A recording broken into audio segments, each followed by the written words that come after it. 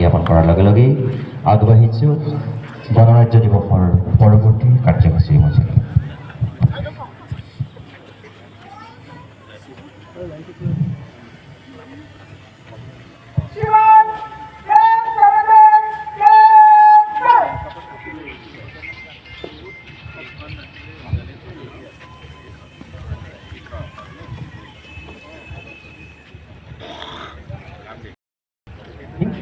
সন্মানীয় মুখ্য অতিথি মহোদয়ক পতাকা তোলাৰ বাবে আমি আহ্বান জনাইছোঁ।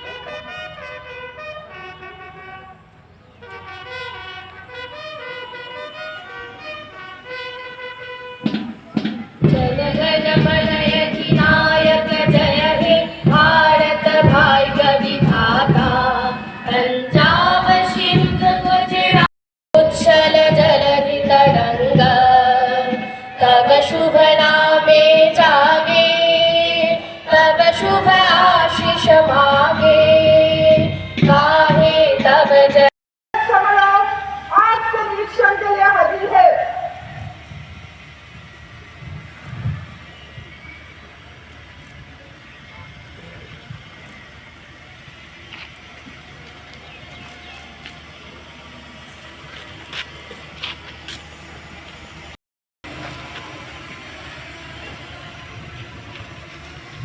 এয়া ৭৬ সংখ্যক গণৰাজ্য দিৱসৰ পবিত্ৰ হোৱাত আজিৰ পেৰেড নিৰীক্ষণৰ বাবে হৈছে পবিত্ৰ ৭৬ সংখ্যক গণৰাজ্য দিৱসৰ সন্মানীয় পতাকা আগবঢ়োৱা হোজাই জিলা প্ৰশাসনৰ সন্মানীয় জিলায়ুক্ত শ্ৰীযুত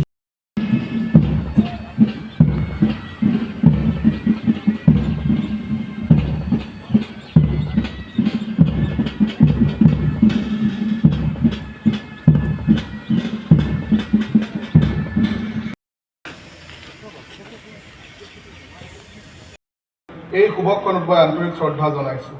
সীমান্তত অতন্দ্ৰ প্ৰহৰীৰ ভূমিকা পালন কৰি দেশৰ সুৰক্ষাৰ সাৰ্বভৌমত্ব ৰক্ষাৰ কামত নিয়োজিত হৈ থকা জোৱানসকলক আন্তৰিক শুভেচ্ছা জনাইছোঁ। 1950 চনত 26 জানুৱাৰীত ভাৰতীয় সংবিধান সংস্থ হোজাই জিলাৰ মাননীয় বিধায়ক ডাঙৰীয়া, জিলা সত্ৰ ন্যায়াধীশ ডাঙৰীয়া প্ৰমুখ্যে বিশিষ্ট ব্যক্তিসকল, মোৰ সন্মুখত উপস্থিত শ্ৰদ্ধাৰ ৰাইজ আৰু হোজাইবাসী সকলোলৈকে মই ৬৭ সংখ্যক গণৰাজ্য দিৱসৰ মোৰ শ্ৰদ্ধা নিবেদন কৰিছোঁ।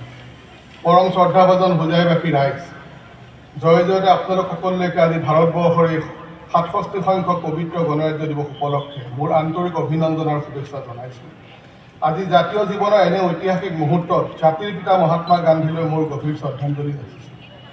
লগতে স্বাধীনতা আন্দোলনৰ বীৰ শ্বহীদ মণিৰাম দেৱান, কুশল কোঁৱৰ, কনকলতা বৰুৱা, মুকুন্দ কাকতি, ভোগেশ্বৰী ফুকননী আদিৰ লগতে অসম তথা ভাৰতবৰ্ষৰ যিসকল জ্ঞাত বা অজ্ঞাত মুক্তিযোদ্ধাৰ চৰম ত্যাগ, কঠোৰ সংগ্ৰাম আৰু কষ্ট সহিষ্ণুতাৰ বিনিময়ত আমি স্বাধীনতা লাভ কৰিলোঁ,